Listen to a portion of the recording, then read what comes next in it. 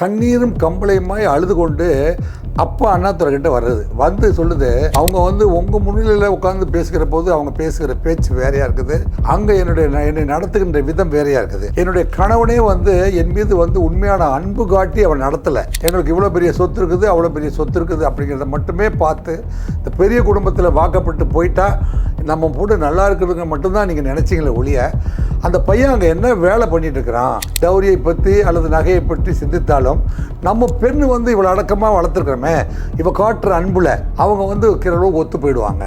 இப்படித்தானே எல்லா பெற்றோரும் நினைப்பாங்க.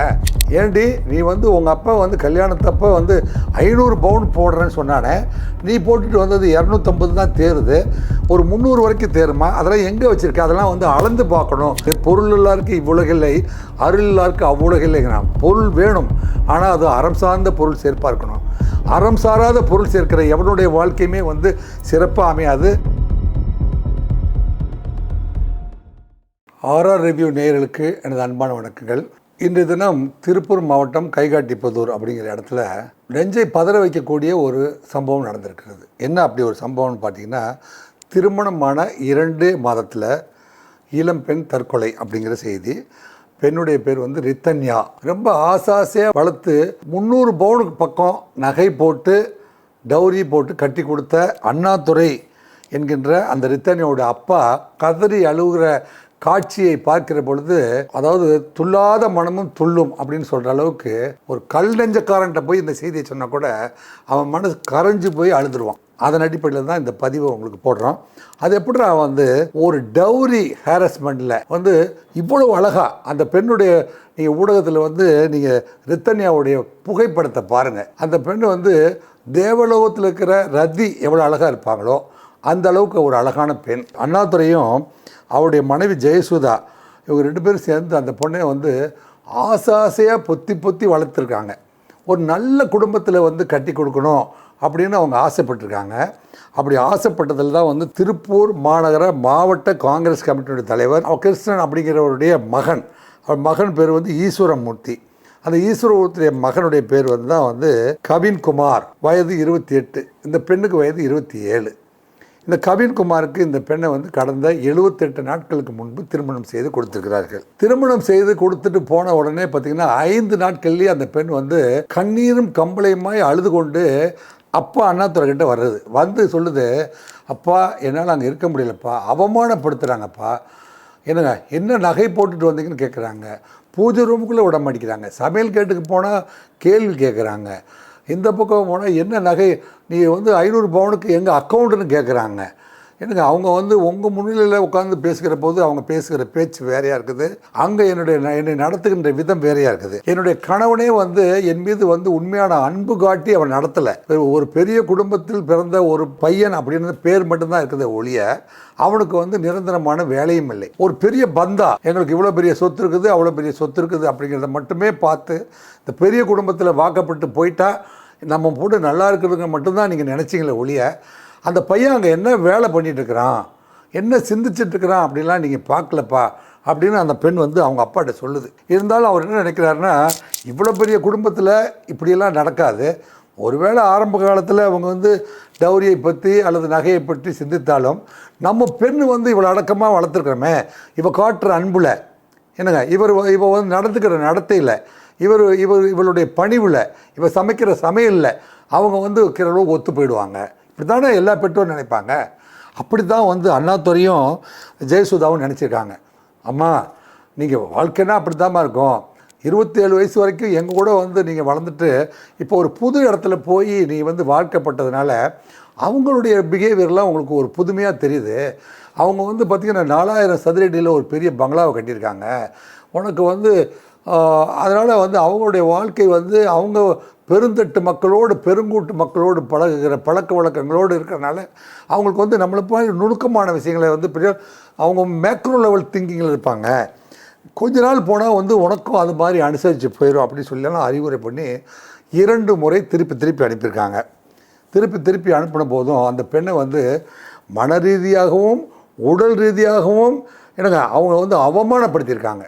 ஏண்டி நீ வந்து உங்கள் அப்பா வந்து கல்யாணத்தப்போ வந்து 500 பவுன் போடுறேன்னு சொன்னானே, நீ போட்டுட்டு வந்தது 250 தான் தேருது, ஒரு 300 வரைக்கும் தேருமா, அதெல்லாம் எங்கே வச்சுருக்கேன், அதெல்லாம் வந்து அளந்து பார்க்கணும், மெஷர் பண்ணி பார்க்கணும், செக் பண்ணி பார்க்கணுன்னு சொல்லும்போது அந்த பெண்ணுடைய மனசு வந்து என்ன பாடுபட்டிருக்குன்னு இதை காணொலியில் பார்க்குற நீங்களே வந்து முடிவு பண்ணிக்கோங்க. அப்படி வந்து பண்ணும்போது தான் அந்த பொண்ணு வந்து தன்னால் வந்து அப்பா வீட்டுக்கு போனாலும் வந்து அவங்களுக்கு அவமரியாதை மானம் போயிடும்.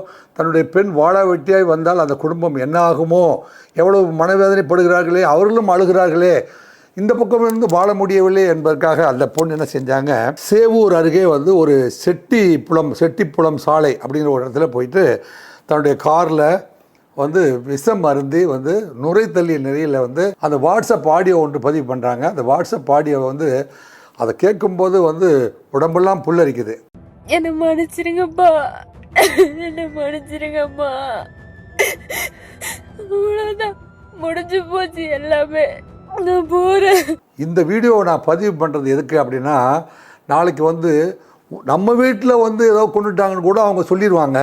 இதில் வந்து என்னுடைய சாவுக்கு வந்து என்னுடைய மாமனார் ஈஸ்வரமூர்த்தி, என்னுடைய மாமியார் சித்ரா தேவி, என்னுடைய கணவன் கவின்குமார், இவங்க 3 பேரும் தான் காரணம். என்னை வந்து அவங்க வந்து மன ரீதியாகவும் உடல் ரீதியாகவும் வரதட்சணை ரீதியாகவும் என்னை துன்புறுத்தி என்னால் வந்து வாழவே முடியாத ஒரு சூழ்நிலைக்கு தள்ளினா எனக்கு வேறு வழியே இல்லாமல் வந்து நான் என் வாழ்க்கையை எங்கள் அப்பா வீட்டுக்கு போனாலும் எனக்கு வந்து இன்னொரு வாழ்க்கையை அமைத்துக்கொள்ளவோ அல்லது அமையவும் அமையாது, அமைத்துக்கொள்ளவும் நான் விரும்பவில்லை.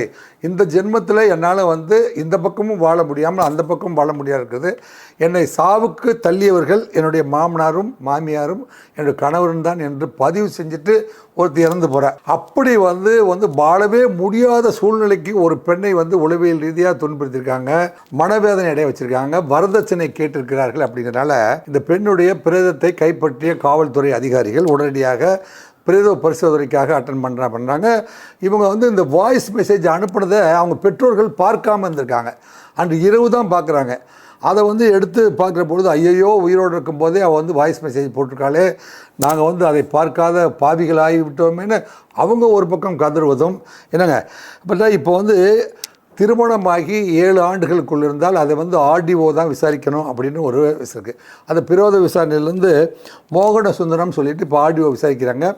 அந்த விசாரணைக்கு இந்த மாமனார் மாமியார் இந்த கணவன் 3 பேருமே வந்து அந்த விசாரணை ஆணையத்துக்கு வந்துவிட்டு செல்லும் பொழுதே ஊர் ஜனங்க அத்தனை பேரும் கேரோ பண்ணி அவங்கள வந்து அடிப்பதற்கு துரத்துகிறார்கள். அவங்க ஓடி போய் ஒரு வாகனத்தில் ஏறி போகிறாங்க. மீண்டும் அவர்களை வந்து இந்த ஆடியோ மோகன சுந்தரம் வந்து ரெக்கார்ட் பண்ண மெசேஜ் எல்லாம் வந்து பார்க்கும்போது அவங்க வந்து ஒரு பெண்ணை வந்து துன்புறுத்தியிருக்கார்கள். வரதட்சணைக்கு 498A 304B போன்ற சட்டங்களில் வந்து வழக்கு பதிவு செஞ்சு இவங்க 3 பேரையுமே வந்து இப்போ கைது செய்து நீதிமன்றத்துக்கு அனுப்பியிருக்கிறார்கள்.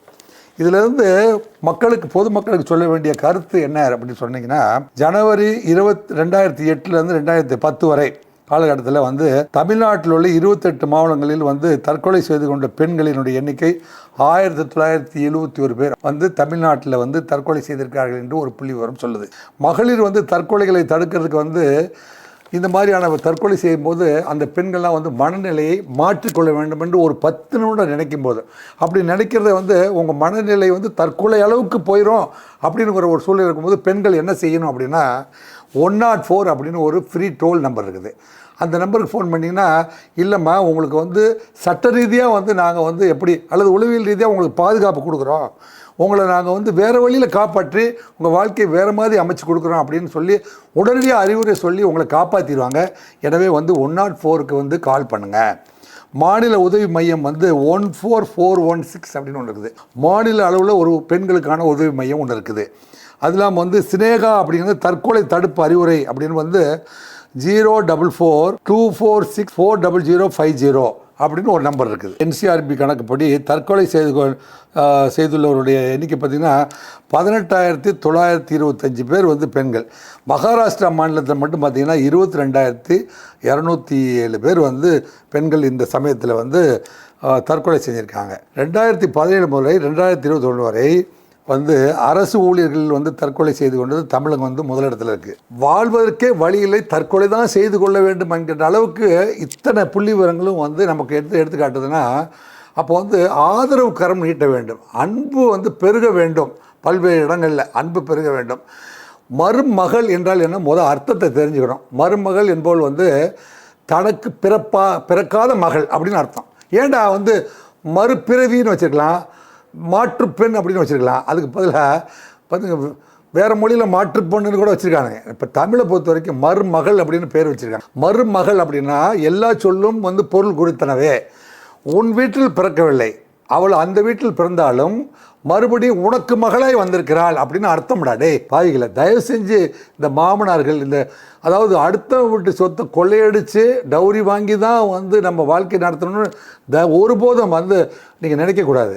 எனக்கு அவளை வந்து மருமகள் அப்படிங்கிற முறையில் அந்த சொல்லுக்கு என்ன அர்த்தம்? தமிழில் வந்து இவ்வளோ அழகான இலக்கண இலக்கியத்தோடு கூடிய ஒரு காரண பெயரை வச்சு உங்களுக்கு வந்து அந்த பெண்ணை அனுப்புகிறாங்களே, அவள் வந்து மருமகளாய் வருகிறாள் உனக்கு. அப்படின்னா உன் வீட்டில் பிறக்காமல் அந்த வீட்டில் பிறந்து உனக்கு மருமகளாய் வந்து உங்கள் குடும்பத்துக்கான வாரிசை பெற்றுக் கொடுக்க போகிறோம் அவள் தான். நீங்கள் சேர்த்து வச்ச சொத்துக்குமே அத்தனையுமே வந்து வாரிசு அவ வயிற்றுல தான் உருவாகணும். ஏன் இதை உணராமல் வந்து வந்த உடனே வந்து 500 பவுன் கொண்டு வந்தியா, 800 பவுன் கொண்டு வந்தியா என்று கேட்டு அவர்களை தற்கொலை செய்கிற அளவிற்கு கொடுமைப்படுத்துகின்ற கொடூரர்களெல்லாம் வந்து தயவுசெய்து உங்கள் எண்ணத்தை தயவுசெய்து மாற்றிக்கொள்ளுங்கள். இந்த ஊடகத்தை பார்க்கிறவர்கள்லாம் வந்து இந்த டௌரி இல்லாமல் கல்யாணம் பண்ணுவோம் அப்படின்னு சாமி படத்துக்கு முன்னாடி சத்தியம் பண்ணுங்கப்பா. அதாவது பிறப்புக்கும் இறப்புக்கும் நடுவில் இருக்கிற ஒரு சின்ன பயணம்தான் வந்து வாழ்க்கை. அந்த வாழ்க்கையில் வந்து பொருள் எல்லாருக்கு இவ்வுலகில்லை, அருள் எல்லாருக்கு அவ்வுலகில்லைங்கிறான். பொருள் வேணும், ஆனால் அது அறம் சார்ந்த பொருள் சேர்ப்பாக இருக்கணும். அறம் சாராத பொருள் சேர்க்கிற எவனுடைய வாழ்க்கையுமே வந்து சிறப்பாக அமையாது. அது வந்து 7 பிறவிக்கும் அந்த பாவம் வந்து உங்களை சுத்தும் அப்படின்னு தமிழ் அறிஞர்கள் முன்னாடியே சொல்லியிருக்காங்க, நான் சொல்லலை. எனவே ஆர்ஆர் ரிவ்யூஸ் பார்க்குற இந்த நமது அன்பான நேயர்கள் அத்தனை பேருமே இந்த செய்தியை வந்து நீங்கள் ஒவ்வொருத்தரும் குறைந்தபட்சம் ஒரு 10 பேருக்காவது சொல்லி டௌரி இல்லாத தமிழகத்தை உருவாக்குவோம், இந்த மாதிரியான கொடுமை இல்லாத பெண்களை வந்து தன் வீட்டு சொத்தாக கருதுகின்ற மாமனார்களாக மாறுவோம் என்று சத்தியம் எடுத்துக்கொள்கிற அளவுக்கு இந்த செய்தியை பரப்புகள் என்று கூறி மீண்டும் அடுத்த ஒரு சந்தர்ப்பத்தில் சந்திப்போம். தற்போது உங்களிடமிருந்து விடைபெற்றுக் கொள்வது உங்கள் அன்பு சகோதரர் ராஜேந்திர ராஜா. வணக்கம், நன்றி.